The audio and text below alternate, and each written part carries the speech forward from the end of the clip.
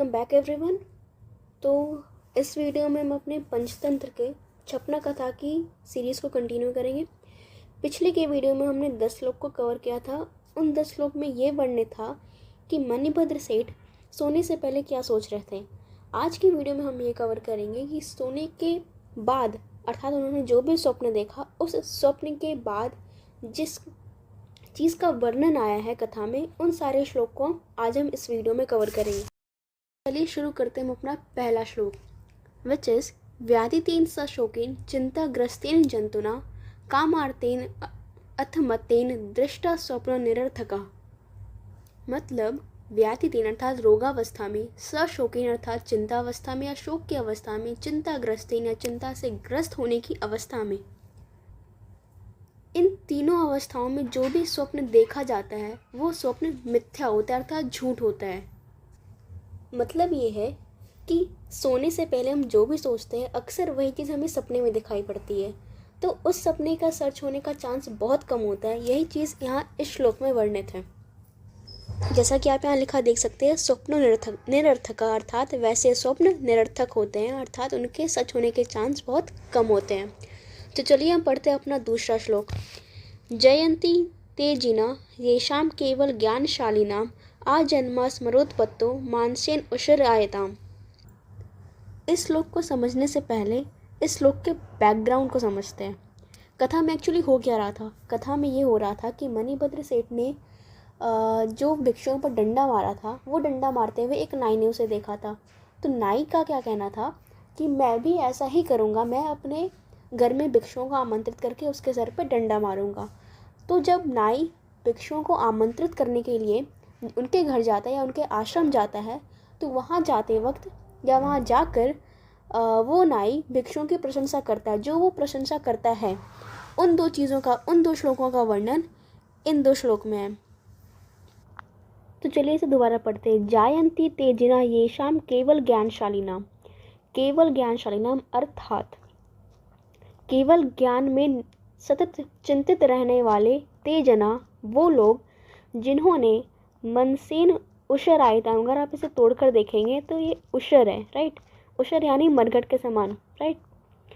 तो मनसेन उशरायताम, अपने मन को उशर भूमि के समान बना लिया है, आजन्म कर लिया है। मतलब जन्म से ही अपने मन को उशर भूमि की तरह बना लिया है। केवल ज्ञानशालिनाम, निरंतर ज्ञान के चिंतन से, अर्थात एकमात्र ज्ञान का सतत करने वाले वो बौद्ध भिक्षु जिन्होंने अपने मन को उशर भूमि के समान बना लिया है, वे बौद्ध भिक्षु श्रेष्ठ हैं। होप आपको ये श्लोक समझ आ गया होगा। अब हम बढ़ते हैं अपने दूसरे श्लोक की ओर। इस श्लोक को समझने के लिए भी तुम्हें एक और चीज़ पहले समझना जरूरी है। वो चीज़ जो समझनी जरूरी है मैं बताती हूँ। वो बात ये है कि भगवान बुद्ध या भगवान महावीर जो समाधि लगाए बैठे थे, इंद्र ने उनकी समाधि को भंग करने के लिए अप्सराओं को भेजा। वे बुद्ध या महावीर से कह रही थी, तुम समाधि के बहाने किसी सुंदरी का ध्यान कर रहे हो, अरे जरा आँख खोलकर मेरी ओर भी तो देखो, मेरी काम पीड़ा शांत करना तुम्हारा कर्तव्य है। ये सारी चीज़ें कहकर अप्सराओं ने भगवान बुद्ध की समाधि को भंग करने की कोशिश तो की, पर भगवान बुद्ध की समाधि भंग नहीं हुई। तो इससे चिढ़कर फिर अप्सराओं ने कहा, व्यर्थ के कारुणिक बनते हो, तुमसे बड़ा निर्दयी संसार में कौन होगा। तो इन सारी चीज़ों को कहते हुए वे भगवान बुद्ध की समाधि को तोड़ने की कोशिश करती है। तो अब आपने ये पढ़ समझ लिया, तो अब इस श्लोक को पढ़कर देखते हैं। ध्यान व्याज्यम उपेत्य चिंतयसि कामुल्लिन्य चक्षुः क्षणम। ध्यानम उपाज्य अर्थात ध्यान के बहाने, चिंतयसि सोच रहे हो, कामुल्लिन्य चक्षुः क्षणम अर्थात तुम ध्यान के बहाने किस स्त्री के बारे में सोच रहे हो। पश्य अनंग सरातुरम जन्मम एवं त्रातः अपि नो रक्षसि। देखो अनंत शरातुरम अर्थात काम के बाण से पीड़ित, त्रातः अपि नो रक्षसि अर्थात रक्षक होकर भी तुम रक्षा नहीं कर रहे हो। किसकी? जो काम के बाण से पीड़ित है। यहाँ रक्षा करने का अर्थ क्या है? उसकी काम वासना को पूरा करना, राइट। मिथ्या कारुण्य को असि अर्थात तुम व्यर्थ के कारुणिक हो, तुम में कोई करुणा की भाव नहीं है क्योंकि तुम रक्षक हो, पर रक्षक होते हुए भी तुम हमारे रक्षा नहीं कर रहे हो, अर्थात हमारे काम वासना का पूरा नहीं कर रहे हो, यानी कि तुम्हारा जो करुणा भाव है वो मिथ्या है। और तुमसे बड़ा निर्दयी पुरुष और कौन होगा? कृतो अन्य अपमान, तुमसे बड़ा निर्दयी और कौन पुरुष है?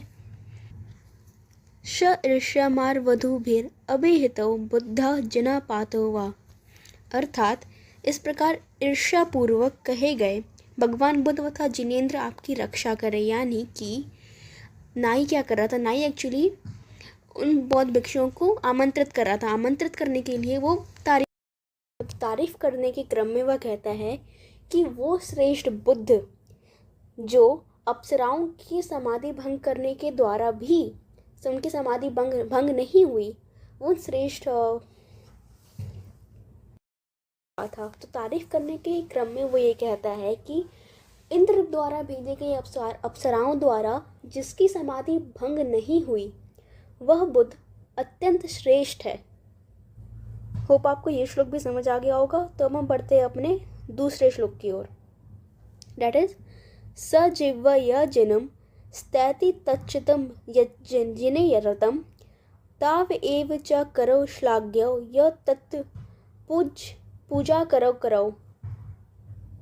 अब देखो क्या हो रहा था आगे कथा में।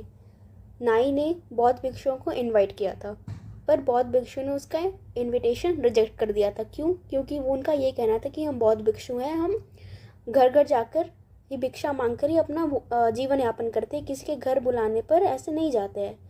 तो नाइक ने क्या किया, उन्हें कन्विंस कराने के लिए जो बोला उस चीज़ का वर्णन इस श्लोक में है। अर्थात मनुष्य के जिह्वा, सही अर्थ में जिह्वा तभी है जब वो ईश्वर के अर्थात बुद्धि की स्तुति करती है। स्तौति अर्थात स्तुति करती है। तत्चितम यज्जिने रतम, अगर आप इसे तोड़कर देखेंगे तो ये आएगा तत् प्लस चित्तम, अर्थात चित्त यानी कि मन। मन सही अर्थ में मन वही है जो भिक्षुओं के ध्यान में रत रहता हो, राइट, लीन रहता हो। ताव एव च करो श्लाघ्यो, कर का अर्थ यहाँ पे हाथ है, अर्थात वही हाथ प्रशंसनीय है, या सही अर्थ में वही हाथ है जो बौद्ध की पूजा करता हो। यानी कि मनुष्य की जिह्वा तभी है जब वो बौद्ध की स्तुति करती हो, अर्थात ईश्वर की स्तुति करती हो। मनुष्य का चित्त तभी है जब उसका ध्यान भगवान नाम में लीन रहता हो। मनुष्य का कर यानी हाथ तभी है जब वो भगवान की पूजा करता हो। होप आपको ये श्लोक भी समझ आ गया होगा। अब हम बढ़ते हैं अपने दूसरे श्लोक की ओर। एकाकी गृह संतक्तयाता पानी पात्रो दिगंबरा सो अपि संवाहयते लोके तृष्णा पश्य कौतुकम। अब कथा में क्या होता है, जब नाई उनको आमंत्रित करता है, उनको यानी बौद्ध भिक्षुओं को आमंत्रित करता है, तो पहले तो उन्होंने मना किया था, फिर बाद में वो लोग आने के लिए राजी हो गए थे। तो जब वे राजी हो गए तब नाई सोचता है कि ये लोग अपने लालच में आए हैं, और लालच ऐसी चीज़ है जो हर किसी को झुका देती है, राइट। तो उन लालच का वर्णन करते हुए इन दो श्लोक का वर्णन आया है। अब हम पढ़ते हैं इसे। इसका अर्थ क्या है? इस कौतुक को देखिए, कौतुक अर्थात आश्चर्यजनक चीज़ को देखिए जो अकेला है, एकाकी, गृह संतक्ता अर्थात घर द्वार को छोड़े हुए है, पानी पात्र दिगंबरा, हाथों से ही पात्र का कार्य करने वाला दिगंबर है, वह भी संसार में तृष्णा के द्वारा संचालित होता है, अर्थात तृष्णा के मोह में आकर यानी लालच में आकर भिक्षुओं ने उस नाई के आमंत्रण को स्वीकार कर लिया। तो चलिए बढ़ते हम अपने अगले श्लोक की ओर। इस श्लोक में भी तृष्णा का ही वर्णन है। जीर्यन्ते जीर्यता केशा दंता जीर्यन्ति जीर्यता चक्षुश्रोते च जीर्यते तृष्णायका तरुणायते। इसका सिंपली ये मतलब है कि समय के साथ सारी चीज़ें जीर्ण हो जाती है, चाहे वो आपके केश हो, चाहे वो आपके दंत हो, चाहे वो आपका उम्र ही क्यों ना हो, पर तृष्णा एक ऐसी चीज़ है जो हमेशा तरुण अवस्था में रहती है, अर्थात जवान रहती है। वही चीज़ यहाँ भी लिखा है, वृद्ध होते हुए व्यक्ति के सिर के बाल जीर्ण हो जाते हैं, बूढ़े होते हुए व्यक्ति के दांत गिर जाते हैं, उसके नेत्र और कान भी मंद पड़ जाते हैं, परंतु अकेली तृष्णा, सिर्फ और सिर्फ तृष्णा ही ऐसी चीज़ है जो तरुण होती है।